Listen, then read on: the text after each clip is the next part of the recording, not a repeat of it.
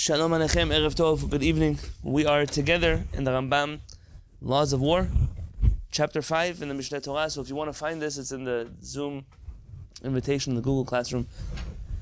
There's a PDF. If you have a Rambam at home, it's in the book of Shoftim. If you want to go to Sefaria, you can click on sefaria.org, Halacha, Mishneh Torah, Shoftim, Laws of Kings and Wars, chapter 5.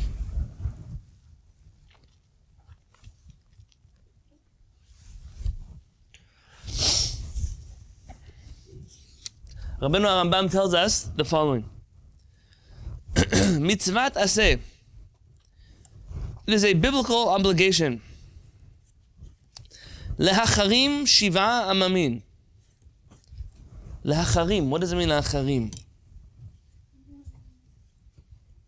It doesn't mean the classic case that we usually use, cherem, of which is just to it means to wipe them out. Lehashmid. That's a synonym of to destroy.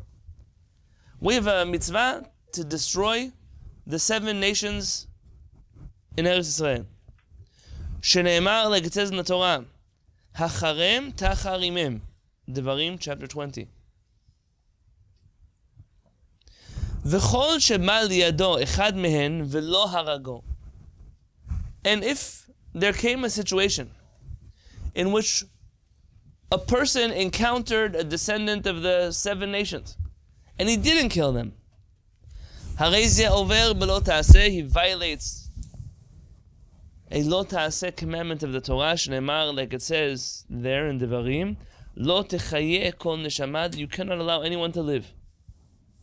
Says the Rambam, nowadays, uchvar avdu, they're already destroyed, v'avad zicham, and their memory has already been erased, forgotten. Let's take this one step at a time. So the mitzvah, Shiva Amamin, 7 nations. We're talking about the 7 nations. This is separate from Amalek. How is it separate than Amalek? Listen here carefully. He says, V'chol sheba liyado. Any individual person who meets the 7 nations and doesn't kill him violates a biblical prohibition. It seems here that the mitzvah of destroying the 7 nations is an individual mitzvah. V'chol haba liyado. It's a lashon yachid. It's an individual. An individual has an obligation to wipe out the 7 nations. What does it mean? Uchvar avdu v'avad zicham. The Rambam, he writes the following in the book of Mitzvot.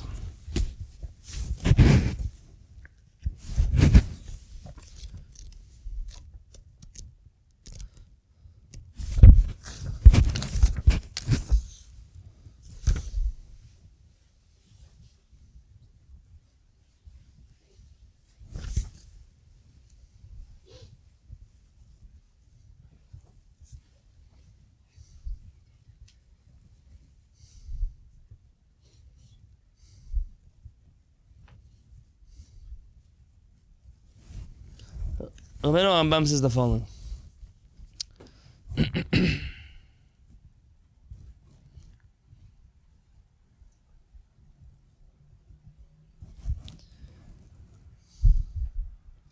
וכן, וכך הריגת 7 עממים והשמדתם, the eradication of the 7 nations. He means to destroy them. הוא ציווי שנצטווינו בו והוא מלחמת מצווה. והיא מלחמת מצווה. It's a mitzvah. War. Like we said, the truth of the wars. There's a regular war that we ask permission from the Sanhedrin, Reshut. There's a war that is a mitzvah, that's to erase the 7 nations. ואנחנו מצווים לשרשם ולחטט אחריהם בכל דור ודור. We have an obligation to root them out, chase them down, in every generation. עד שיחלו, till we wipe them out. עד האיש האחרון, till the last person. וכך עשינו, and that's what we did. עד שנשלמה השמדתם על ידי דוד, until David HaMelech finally finished the job. ונתפזר מה שנשאר, and whoever was left was scattered. ונטמע בין האומות, and they were absorbed into the rest of the nations of the world. עד שאינו ידוע. We don't know who they are anymore. Yeah? So David HaMelech wiped them out. Whoever he didn't wipe out already scattered to the rest of the world. There are no more prominent 7 nations. Rather, if there are descendants of the 7 nations, they themselves don't even know that they're from the 7 nations. Yes? For Yitzchak's sake, I forgot something. They were the idol worshippers in the land of Canaan, and we were warned to wipe them out so that they would not influence us in their ways. Were they especially evil? Different than Amalek. It's different than Amalek. They were enemies of conquest. Amalek, we're going to read about right now. Yep. Who? Not until much later.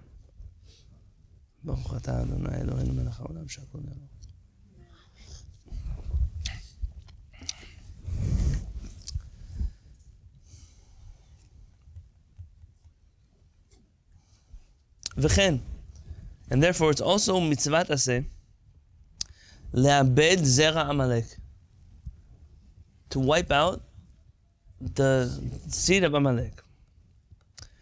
Shneimar, like it says, timche et zecher Amalek, you should wipe out the memory of Amalek. U'mitzvat aseh lizkor tamid ma'asav hara'im v'arivato baderech. It's a requirement always to remember the evil of Amalek and the way that they waited for us on the road. Kedei la'orer evato. Why do we remind? Remember once Oren was here, he asked on the Shabbat by Amalek, if we want to forget them, why do we remember them? It seems counterintuitive. Remember to destroy Amalek. Why remember? Just forget them. If there was no mitzvah to talk about Amalek, you would probably talk about Amalek as much as you talk about the Yevusim. How much you talk about the Yevusim? Not at all. Rather, there's a mitzvah to remember just how evil they were, so you don't forget that evil. And in order, kedei le'orer evato, to remind people to hate them. These people are evil. To remind ourselves of that.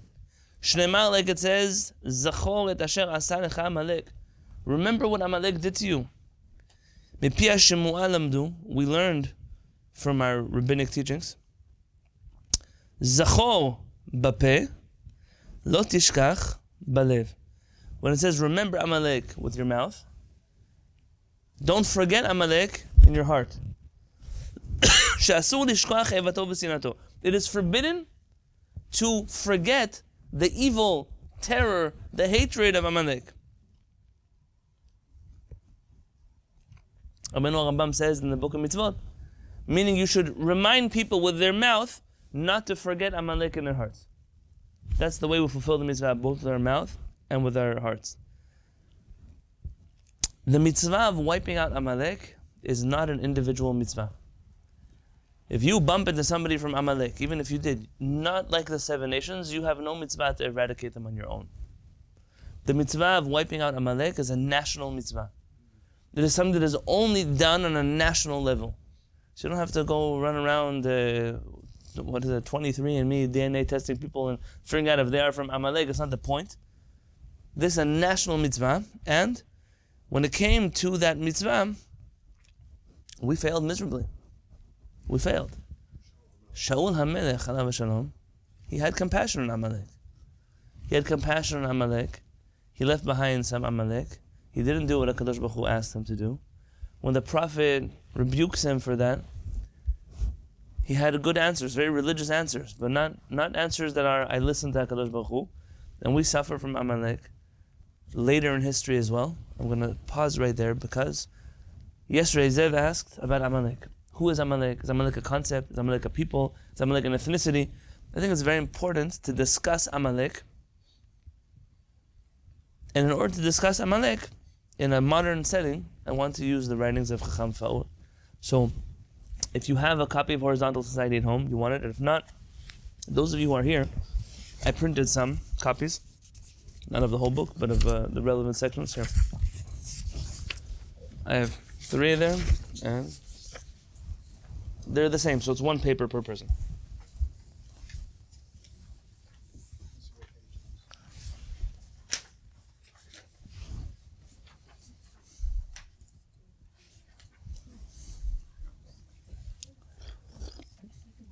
For those of you who are online, you want to open up, thank you. You want to open up Horizontal Society. Horizontal Society inside of the PDF has 2 sections. One section is the main book, and the other section has the appendices. Is that how you say it? In the back of the book.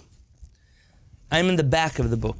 So it's page 53 in the page numbers in the back of the PDF. I think if you are using the PDF itself, it's on page 512. I don't have a special memory. I looked it up before, just to announce the page number. I sent in the Google Classroom the whole book. 512? Yeah. Okay, right.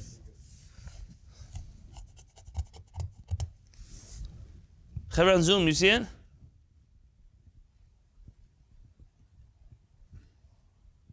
Is it in the appendices? Yes, in the appendices. So if you have the book, Marlene, or the PDF? I have the book. So go in the back on page 53. It's like all the way in the back. Okay. It's number 25 of the appendices. Okay.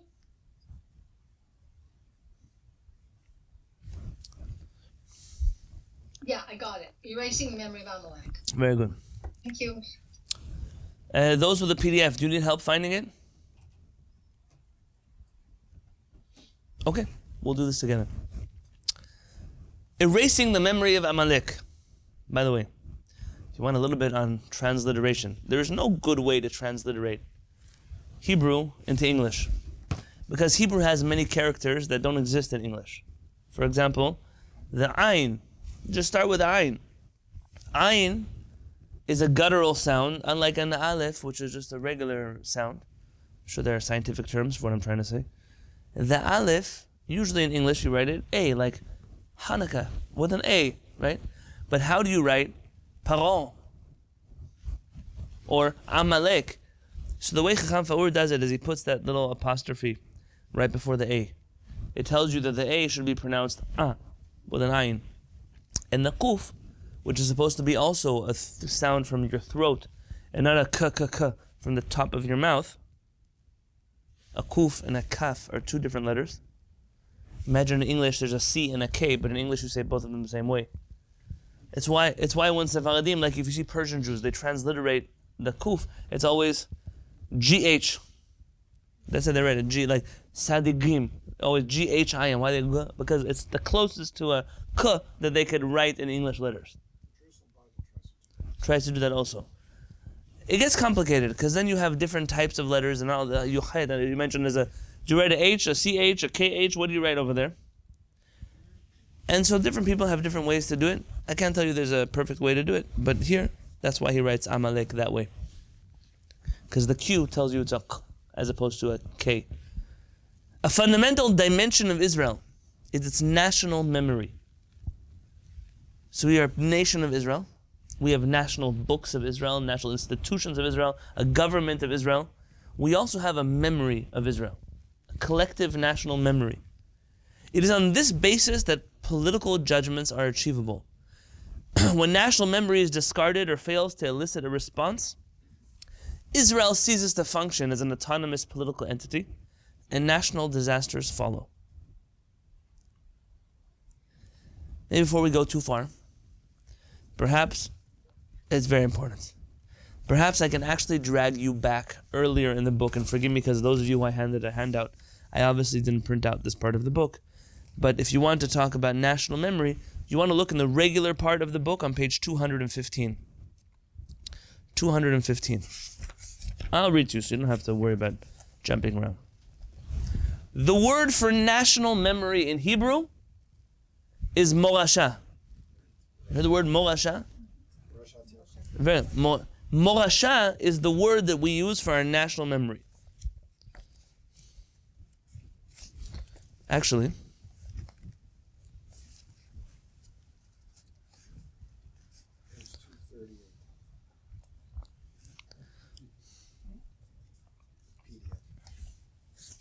if you want to see more about what the PDF? 238 in the PDF.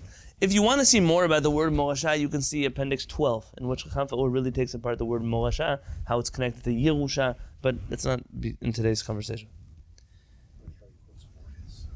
The national memory of a people has nothing to do with history. History is what professional historians say to other professional historians about what really happened. National memory is what a people wish to transmit to their posterity. what we want to tell our generations, that is our national memory.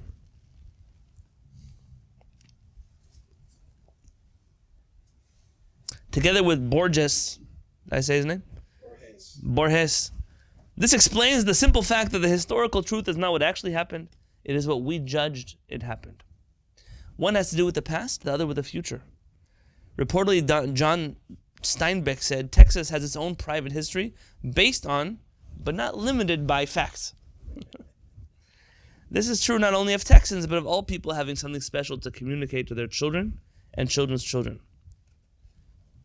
For a non-professional, reading history is for the sake of pleasure, like reading Shakespeare or a novel. National memory involves commitment to an ideal envisioned by your ancestors that you accept and wish to pass on to your children. The difference between history and morasha. We're dedicated to our morasha, therefore we preserve it because we accept it and we give it to our children.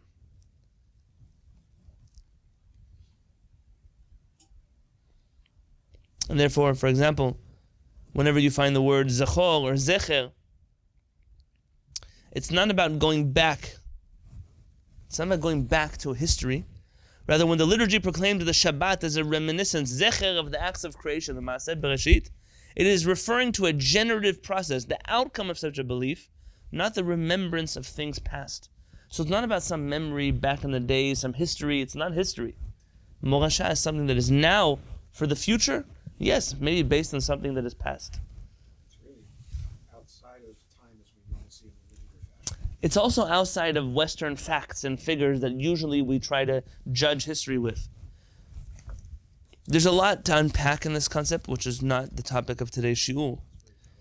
Chacham Faur is going to really, in this introduction, take apart Tehillim number 44 and show you that Tehillim number 44, remember I've told you so many times, don't pray Tehillim, study Tehillim. This is a classic case of how you study Tehillim. That Tehillim number 44 has a few parts, and those parts are relevant to understanding what is the memory of Israel. What does that mean, the national memory of Israel? And you can read it on your own. You have the PDF now. If you see on page 218,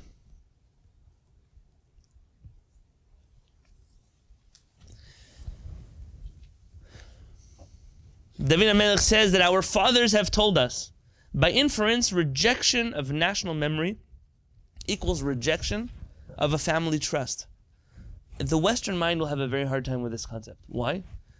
Obviously, in an Oedipal society, the argument is without merits. But in the Hebrew mind, parents' love is always chaste and pure and without reproach. We trust our parents, and they trusted their parents, and they trusted their parents. And in a society where we believe that our parents love us and we love them and they tell us the truth, then we're not concerned here about lies. In a society around us where nobody respects their parents, nobody cares about what they did yesterday, and it doesn't matter to anybody what their grandparents said or their great, it doesn't matter. So I can't expect people to understand then the value of a national memory.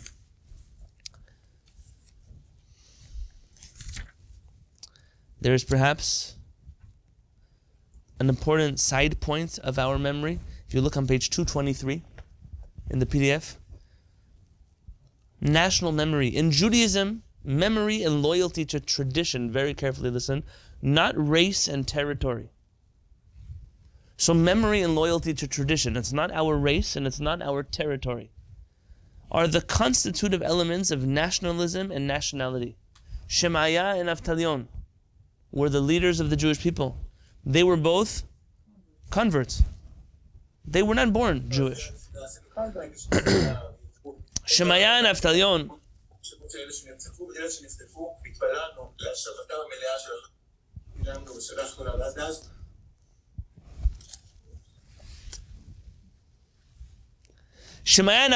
the proselytes, the Gerim, are full-fledged members of Israel.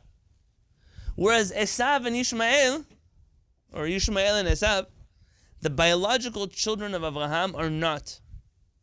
You understand this point? Abraham Avinu had a child. Yitzchak Avinu had a child. Both of those children are not the descendants of Abraham and Yitzchak. Yishmael is not the descendant of Abraham. He's not part of Morasha Kehillat Yaakov. Yitzchak had a son. He is not part of Morasha Kehillat Yaakov. Shemaiah and Avtalion, who were born, how do I know? Esav or Ishmael. But they are part of the children of Avraham Avinu.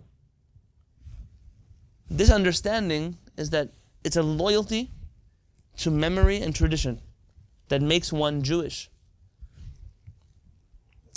If you wish to understand why people hate Gerim, listen carefully. Usually, not always, usually, it's because their Judaism is so lacking that they can't handle the thought that someone who wasn't born Jewish might actually be a better Jew and more Jewish than they are. And they hurt too much with that concept, so they... but this is right, because it's not a healthy thing, it's an evil thing. It's like a middle ground between racial, historical culture, and in Judaism, the whole extra neshama thing of Hasidut. This is middle. Yeah, perhaps. Well, you're going to see, by the way, how this connects to Amalek very quickly. Who is Amalek? Also has to do with a national memory.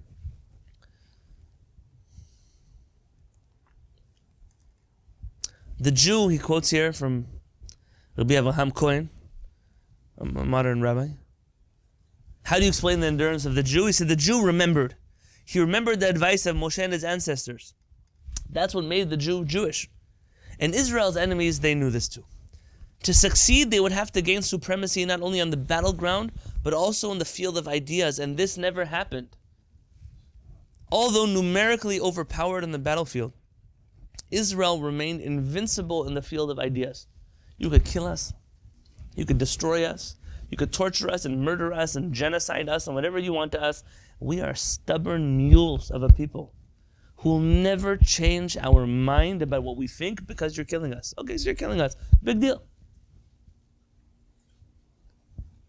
How many Jewish people do you know in the last 3 weeks converted to Islam and moved to Gaza? Because they were scared to be Jewish. But it was scary to be Jewish 3 weeks ago. Nobody. Because the Jews never do that. Even when the Jews converted in the Inquisition and they became crypto-Jews, the chutzpah with which they lived their life, to be one way in public and another way undercover and to tell their children who they really are, it's a defiance of a Jewish person. Anti-Semitism and the demonization of Judaism are tools used by totalitarian regimes to carry on their psychological onslaught against Israel. Anti-Semitism exists because if they couldn't kill us, they're going to discredit us. The intended goal is the erasure of Israel's memory by maligning the Jew and discrediting Judaism. The former is a consequence of the latter. Totalitarian regimes persecute Jews not because of what they are, but because of what they represent. You understand? Jews have always thought, if I do this differently, or I do that differently, or if I stop being so religious, or I take off my kippah, or I get rid of my mezuzah, or I take off my Star of David, or I assimilate, or I marry out, or I do, whatever it is, you enter the word, then I will be saved from anti-Semitism. And it's never worked. It's never worked. I think it was President Herzog who said, I think it was him, they hate us because we're capitalists, and they hate us because we're socialists.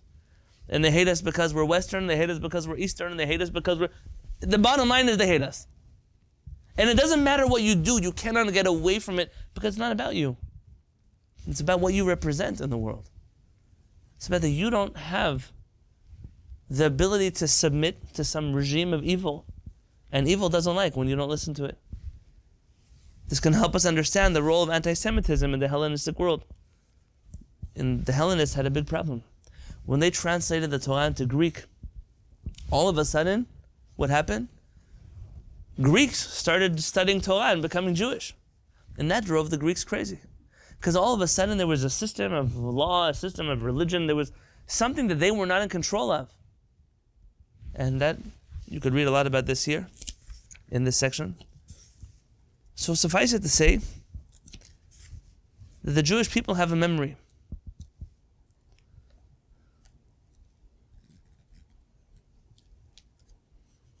And that brings me here to page 230.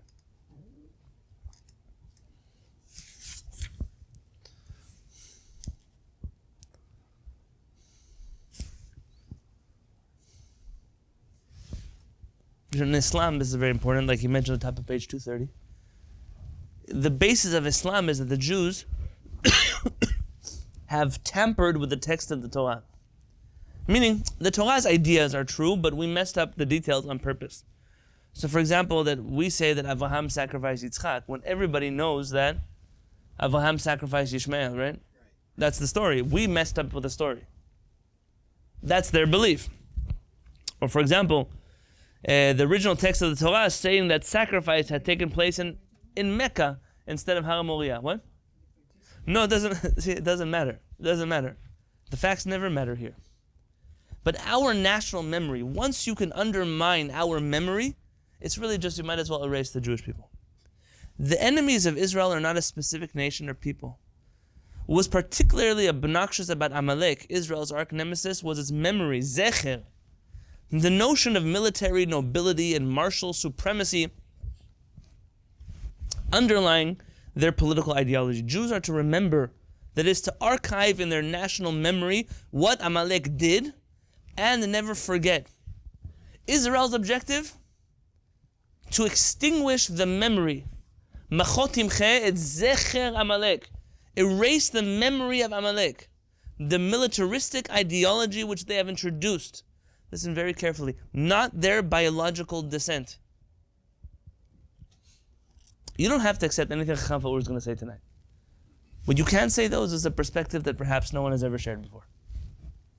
Israel archives this goal by remembering and passing this commitment on from generation to generation. And that brings me to the appendix that I quoted before, number 25 on page 512 of your PDF. Let's read this one together.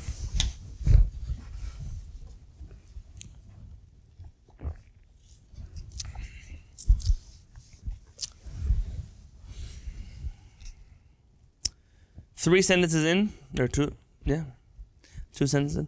The role of Jewish national memory is evident in the case of Amalek, Israel's political arch-enemy. Arch-enemy?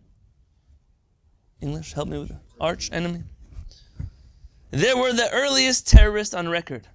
Amalek are the earliest terrorists. But everything you're going to read right now about Amalek, I want you to think in recent events. That's what I want you to understand. What made their attack particularly heinous was that it was unprovoked, since Israel was passing through the desert and not through their territory. Amalek attacked us, we didn't even do anything to them. We weren't even with them, we went past them. B, it was sudden. What do you mean it was sudden? It was against unsuspecting travelers, and it was carried out against the weak and infirm, who could not defend themselves, rather than against the army. The attack was against civilians, not against the military. There's no people who don't believe in the Torah. I'm not upset at them, I just feel really bad for them. How do you have a GPS in the world? When you read things, and you read one thing, and it's last Shabbat or something else, and the Shabbat before we read something else, and all of those things are relevant. Remember when I was speaking here about Hagar and Sarah, and about Ishmael, and about... All of these things happened before, and they're happening again. And for someone to not have that guidance in their life, it just makes their life much more difficult. Very good. And that's the point. And this is the definition of a morasha. Very, very good. That's exactly the point. As we shall see in what follows. These facts, rather than mere ethnicity, are the defining elements of Amalek. So who are Amalek? They are people that attack unprovoked. Amalek are people that attack unsuspecting travelers. Amalek are people that attack weak people and not the military. These are the traits that you find in Amalek. The Torah did not specify the atrocities perpetuated by Amalek. So you don't have details about what Amalek did to us. Rather, they were entrusted to the national memory of Israel. I get these ads on my Facebook feed all the time. All these Christians doing Shabbat. And they put chalot on the table, and they have candles, and they sing, I don't know, Oseh Shalom B'Romav, or whatever songs they sing. And I look at them, and you laugh. Why do you laugh? Because it's a mockery of Judaism. It's a caricature of Judaism. Ever seen a messianic service before? Oh my God, yes. It's a bunch of random people running around with kippot on their heads and talitot and shofars with chanukiot and menorahs, like all the holidays, and matzot on the table and gefilte fish and chalot from the store, and like it's every. If you were going to make an anti-Semitic cartoon of Jews, mamash like that. That's what it looks like. It looks like everything you possibly could have taken out of a cartoon and make it about Jews. the people that are like that, they have the Torah. Sure, the Torah is translated to many languages. But they don't have a morasha. They don't have a Torah Shebal Peh. They don't have an oral law. They don't have a national memory. They have none of the things that go along with having the Torah. And so they look like fools. They used to have a place over here in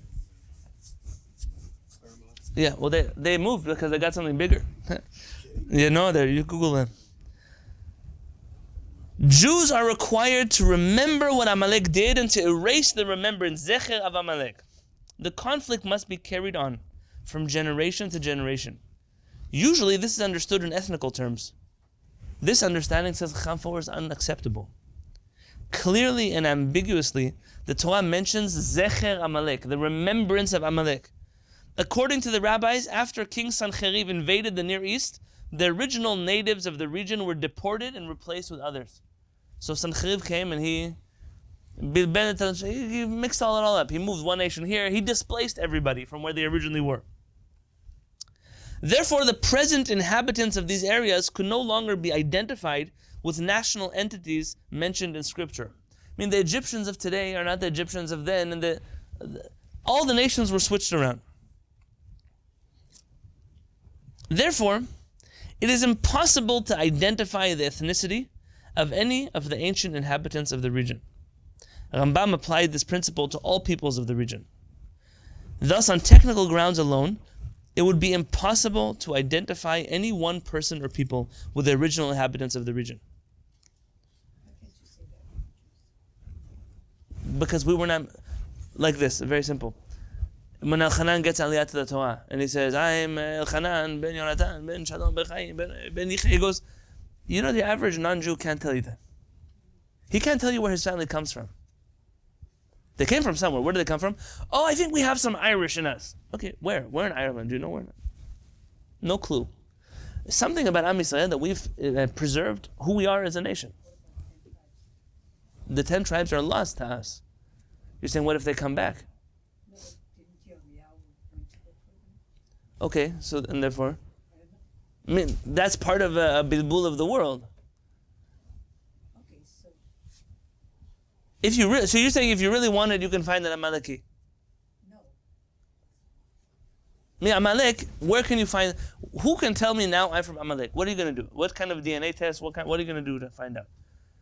Somebody has a record, I'm from Amalek? Are you saying by their behavior? Yeah, we didn't get that far yet.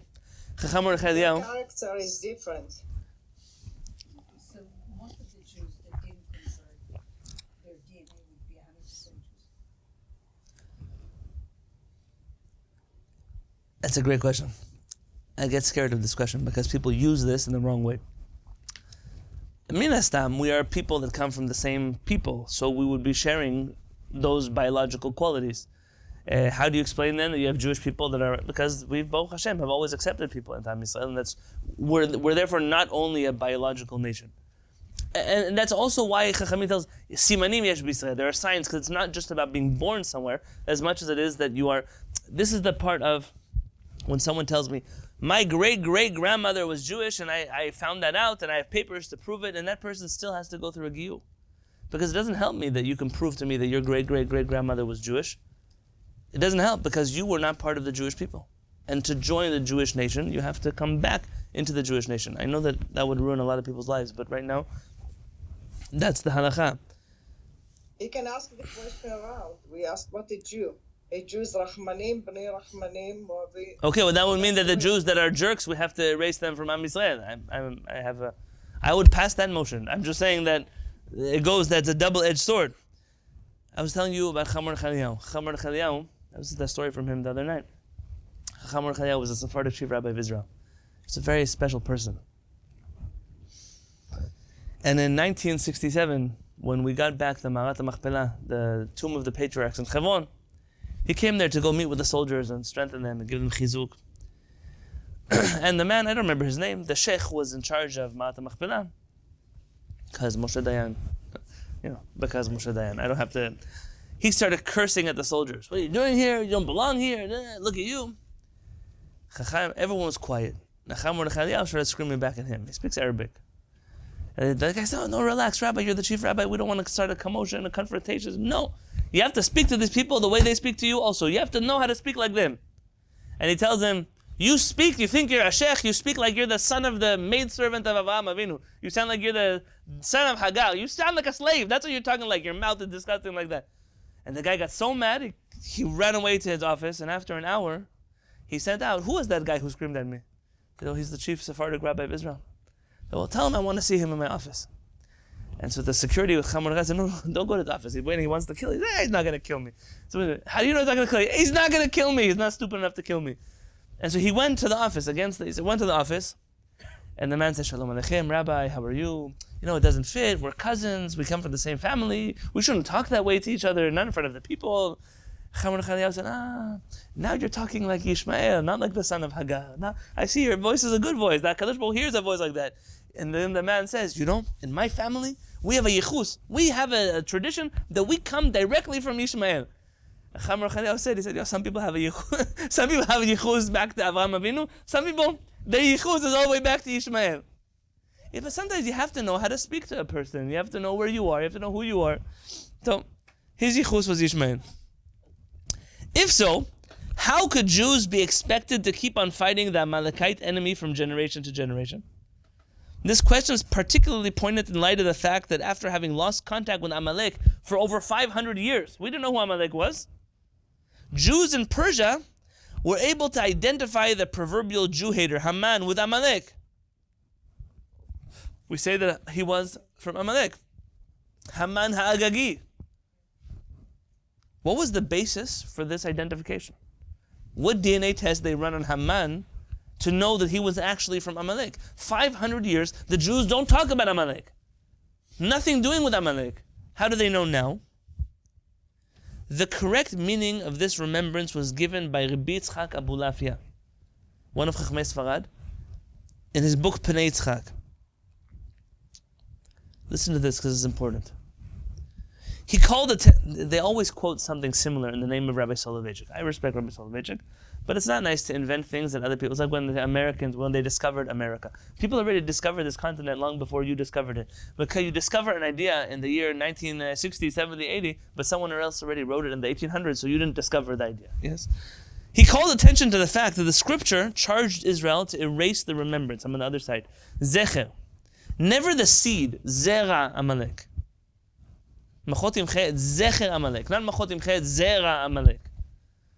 What was intolerable about Amalek was their inhumanity against unsuspecting travelers, particularly marking the weak and infirm as the preferred target. Who did they kill 3 weeks ago? They went to battle with armed soldiers, with tanks. No, they went to babies and children and women and men, and people that were hiding, people that were mamash, unbelievable what they did. This is Amalek. The remembrance of Amalek has little to do with ethnicity, but with a level of inhuman behavior that cannot be tolerated no matter what. This type of threat faces Israel from generation to generation. It's not new. Because Israel had registered in her national memory the atrocities committed by Amalek, I very much disagree with the mentality in the Jewish community now of not knowing exactly what happened last Shabbat of October 7th. People don't want to talk. They want to mention details, don't share, you don't want to look at pictures because you're weak, because it hurts you. I understand. There are people that can't sleep for months after. I'm not telling you not. Weak, I don't mean that in a negative way. Weak as in, like, your memory remembers things, you'll stay up at night. But to not know what happened, it would be like we don't want to hear enough details about the Holocaust because it's bad for us. The world must know exactly. We must know. We must register in our national memory, who are these people that did this to us? Exactly what they did. I want the details what they did to us. We don't write it in a book, we put it in our memory so we never forget. Zachor, lo tishkach. Those are words the Torah tells us. Because Israel had registered in her national memory the atrocities committed by Amalek, she is charged with the double responsibility of identifying and erasing the remembrance of Amalek. Because only with your memory can you understand who is Amalek. I mean, do they do the same things Amalek did to us? That must be Amalek. So what do I do with Amalek? Well, the same thing my memory told me I'm supposed to do with Amalek. The Jews in Persia were able to identify Haman with their proverbial enemy because in their national memory, his activities and ideology reminded them of Amalek. It was a matter of behavior, not merely genealogy or nationality. After a detailed analysis of the sources, Rabbi Abulafia concluded, and his direct quote, "From the preceding, we have learned that a people who became infamous because of the manner in which they conducted their attack against the Jewish people were designated Amalek. This identification may take place even in our own days, when people are ethnically mixed and cannot be identified ethnically as Amalek. At any rate, once they are identified as Amalek because of their behavior, they are one and the same with Amalek, and to eradicate them will constitute, in fact, erasing the name of Amalek."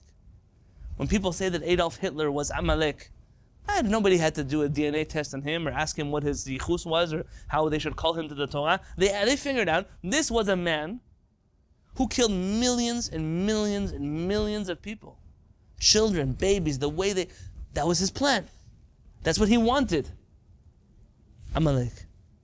If not a biological Amalek, let's call him spiritual Amalek.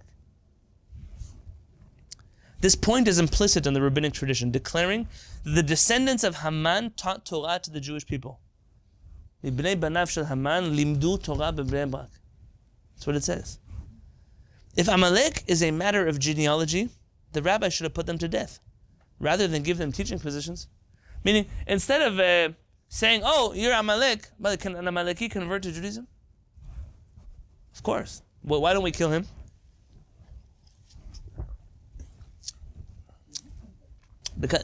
Because he wants to be Jewish. He's no longer Amalek. He can free himself of that, "I'm an Amaleki. Now I'm an Israeli." And they gave them jobs of teaching Torah because those people embodied the values of Am Yisrael. So think how crazy it is. We're commanded to wipe out Amalek, but if the children of Amalek want to teach Torah, we let them teach Torah in our yeshivot. How could it be? Because we're not here to wipe out ethnicity. It's not about genocide against Amalek. It's about a type of person who should not exist in the world. And HaKadosh Baruch Hu tasked us, the Jewish people, with wiping them out. The proceeding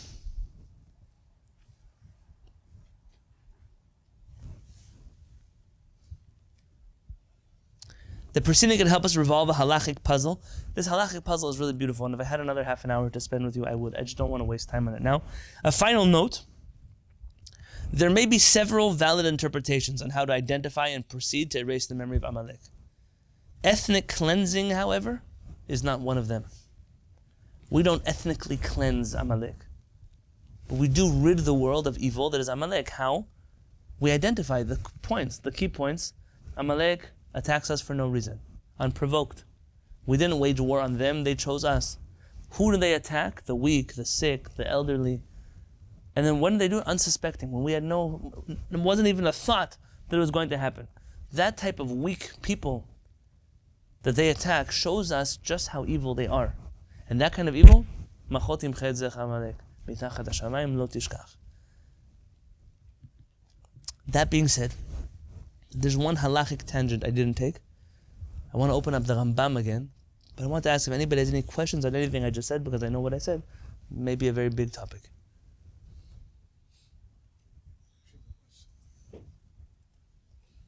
While you're thinking, let's. Oh yeah, today, Israel asked for all Jews at the same time to read the section of the Torah from the Is that just like quiz? I'm not an expert in segulot in general. Where does it come from? I don't know. It can't hurt to pray. I wonder. I think that sometimes people feel that they are helpless, so anything they do makes them feel helpful. Fine. One thing. We said that one must wipe out Amalek. So in the last few days, the people who make videos, the good ones, they've been putting out the short clips of me speaking about war against the Amalek. Not Amalek, but you know what I'm thinking about. And all of the free this, free that, they're all coming out of the woodwork. And they're busy sending me all kinds of messages. I'm not going to tell too much. I want my mom to be able to sleep at night. Yes, but one thing that a Jewish person wrote to me a message today was, how can you say such a thing that we call people to peace? Amalek, we don't want peace with them. We just want to kill them. And as much as I know that that person thinks that to be the case, but they're wrong. It's not true what they're saying. I want to show you a halakha. It's a halakha that applies to all people. Look in the Rambam. So back in the Rambam, but go to chapter 6.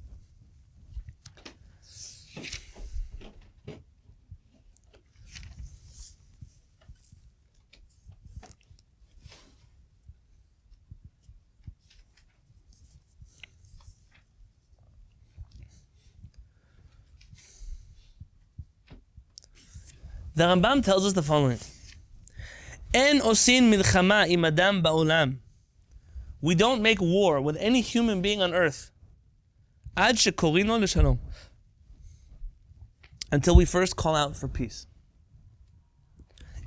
In halakha, it is forbidden for the Jewish army to go to war unless first there is an option for peace. We extend an offer for peace. Echad milchemet hareshut. V'chad milchemet mitzvah. Whether it's a reshut war, to conquer land or to make people afraid of us, or it's a milchemet mitzvah. What are the 3 wars of mitzvah? Amalek, 7 nations, Amalek, and anyone who tries to kill the Jewish people. In all 3 scenarios, the Torah requires us to call out to peace first. Against Amalek, we're supposed to call out for peace? Yes. Yes. No. Once they attack us, this is a different story. When we go to war, okay, even if they attack you, why? No, even if they attack you. Even if they attack us, we first offer peace. But then they would be attacking a fortified army, not just someone walking in the street. Wait, let's see what happens. Shneimar ki tikra v'li'ir lilachem aleha v'karata aleha l'shalom. When you come to a city to attack it, you first must call out for peace. Im yishlimu, if they made peace, v'kiblu sheva mitzvot, nitztavu behen bnei Noach, eshizu bnei Noach alein, and they accept the 7 mitzvot of Noach, meaning they accept to give up avodah zarah. En horgim mihem neshama. We don't kill anyone there. Varehem lemas, and they become taxable citizens of the state, meaning they get safety from us, but they also are now part of, now you're under our security, you pay taxes to us. The details of those taxes, they're not relevant right now. Is that similar to the Dini status? Yeah, it's not so let's say like this, it's not a fact that they are, some people try to understand in the mass that they became our slaves. No, we're not looking for slaves. Jews didn't need Amaleki slaves. Rather, they should accept the sovereignty of Israel over them. Meaning, you can stay here as Amalekim, as whatever you are. You have to be citizens of our country. In a way, it's not an equal citizen. You're not Jewish. You're not part of our nation. We're not going to kill you. But the king has taxes for the roads, for the whatever it is. You pay those taxes. You show that you recognize you're part of this country. But now in Israel this week, afterwards, I'm on camera. I don't want to. So, People in the world don't understand this, and most Jews don't, which is that there is a Torah criteria for how Israel should be set up, and our relationship with, let's say, for Arabs who live in Israel or Filipinos who live in Israel, that their status would be with the nations around us. Yes, and here's something interesting. By the way, the Rambam says, look in Halakha Gimel. He mentioned all the details of the taxes and the citizenship, and ואסור לשקר בבריתם ולכזב להם אחר שישלימו וקיבלו 7 מצוות. You cannot lie to them or undo your covenant with them after they've accepted to make peace with you. Meaning you can't use peace as a way in which to entrap them.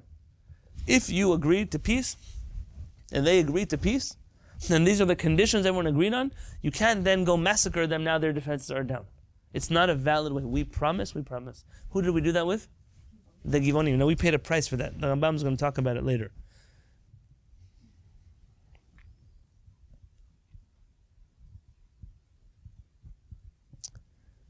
Now how do I know this applies to Amalek?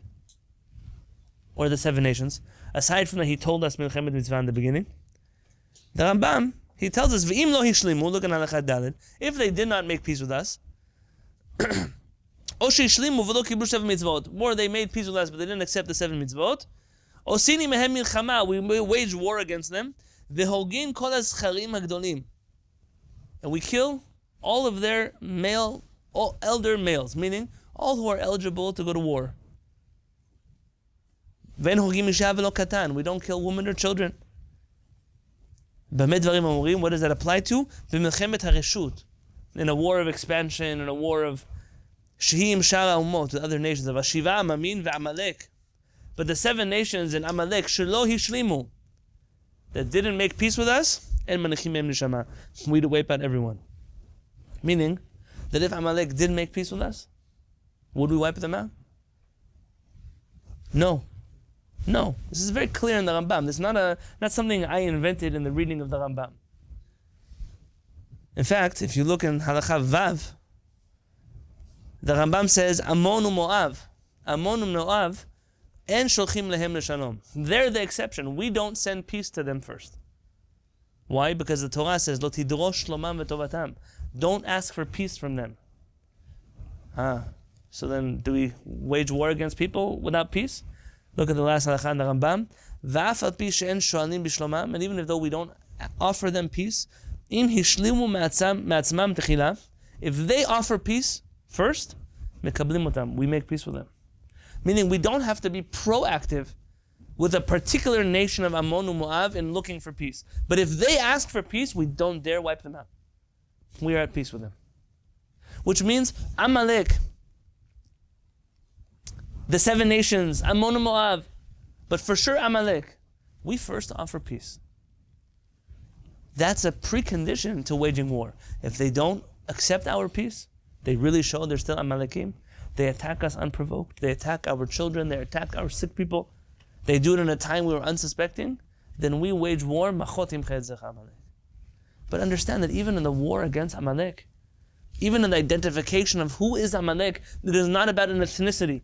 It's not an ethnic cleansing of any person in the world, of any nation in the world. It's an understanding that no one wants to live in a world in which there are Amalekim. The world even accepts this. You hear these phrases like, it's against the international laws of war. What on earth are international laws of war? Like, it's okay to kill some people sometimes, but not kill people other times. There's some kind of accepted... It's weird, because if you're really thinking like a person who loves humanity, it's a very crazy thing to have laws of war. Yes? But at the very least, people recognize you don't walk into people's houses and kill their babies. That's not how you fight a war. If you do that, you're a terrorist. You don't go and slaughter people. That's not the way that you wage war. The nations that wage war like that, now they're enemies of the whole free world. That's how the world thinks today collectively. Halakha has the same idea. All of the world will agree that there are nations in the world that fight with each other. That happens all the time. No one wants that. That's how that works. But the people that fight not like militaries, they fight not like nations, they fight without integrity, they kill innocent people, those people, we wipe them out. And who do we wipe them out for? Not just for us. We wipe them out for the whole world. That's again part of our mission of being Jewish, is to protect the world from the evil that Amalek brings to the table. The Nazis came after the Jews. They killed 6 million Jews. You know how many more millions of people they killed that weren't Jewish? The Nazis were around today, and there are Nazis around today, but if the Nazi government was around today, trust me, you'd also have on college campuses kids protesting that Nazis also deserve rights and let's send humanitarian aid to Adolf Hitler. And that would happen. Mamash like that, it would happen. But anything, I'm sure it did. Any Nazi sympathizers. By the way, my children, every time they drive by the airport, we fly a lot. We come to the airport and you see Charles Lindbergh. I was a famous Nazi sympathizer. And Avinoam, every time I say, Abba, why is his picture still there? I said, Avinoam, it's probably not ever going to come down until some other guy richer than him or more famous than him will get his picture on the airport. There were many, many people like that. It shouldn't scare you. Nothing is new. Shlomo Amalek says there's nothing new under the sun. History repeats itself. Even Amalek repeat themselves. When we have a mitzvah to wipe out Zecher Amalek, there's a reason the Torah doesn't say, wipe out the descendants of Amalek. It's not about descendants. It's about those who have the memory like Amalek. Those who trigger our national memory that they are Amalek. What do we do to them? We wipe them out. Lo tishkach. You cannot forget to do the job. Because a world in which Amalek exists, nobody wants to live in that world. Then you leave them. But if they ask for peace, what does it mean if they ask for peace? They're no longer acting like Amalek. But just a quick note. In 2005, when Israel catastrophically moved out of Gaza, a disaster, but we did it. Destroyed houses and Batei Knesset and people's graves, and I was in Israel when that happened. I was a kid. It's in my memory, it's burned in my memory. We did it. In 2005, you're almost at 20 years. There could have been, you know what Gush Katif is? It's the prime, it's like giving away La Jolla, saying San Diego is going to keep San Diego, we're going to give away Torrey Pines, La Jolla, Del Mar, all of the coastal region, we're giving it away. And instead of turning it into oceanfront resorts and beaches and tourists, and it was turned into a terror camp. People don't have food and water and electricity, but these guys are living, millionaires they're living. In Man, you should see the children of the Hamas. Going in private yachts all over the world, and fashion shows in France, and lo yuman ki supa, how they live their life. But you had an opportunity. 17 years, you could have built a country. You know what we did in 17 years? Think of 1948 to 1967, we got Yerushalayim. We had a functional country and a military and an industry, and we were importing and exporting things to the world. You could have done the same thing. There are tiny Arab nations, but you see where else do you see this? North of us. North of Israel used to be Lebanon was like the French Riviera of the Middle East. Yeah? And look.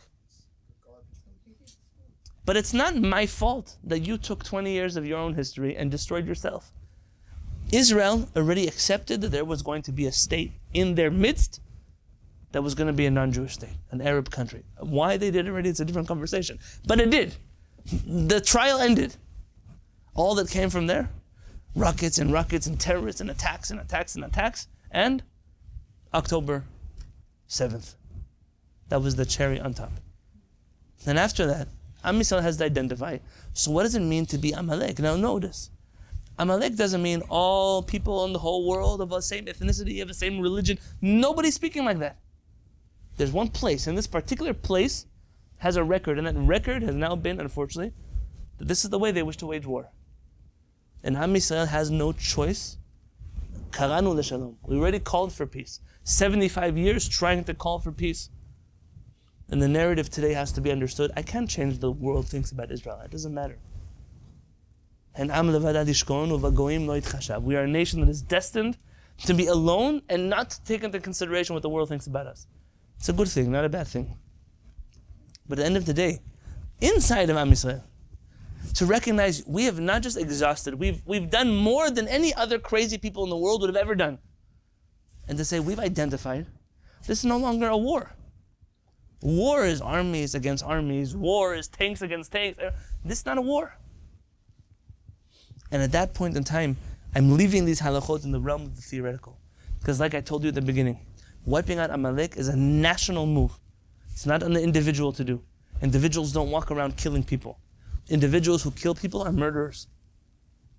But the nation of Israel, the army of the Jewish people has a right to make a decision that's the story. You can't just walk down the street in Tel Aviv and stab someone. You would be a murderer. The nation of Israel, as a nation, acting on its memory of Israel, makes a decision. That decision is valid for us going forward. And we, like we've always tried, I'm certain that every single person in Israel right now wants their child at home tonight. They want their child going to college tomorrow. They want their child going to work tomorrow. They want their husband to be in bed with them. Nobody wants those children to be going to war tomorrow. They will if they have to. But Am Yisrael is still, even now, in the middle of the craziness, Am Yisrael would still accept peace. And it's something to think about.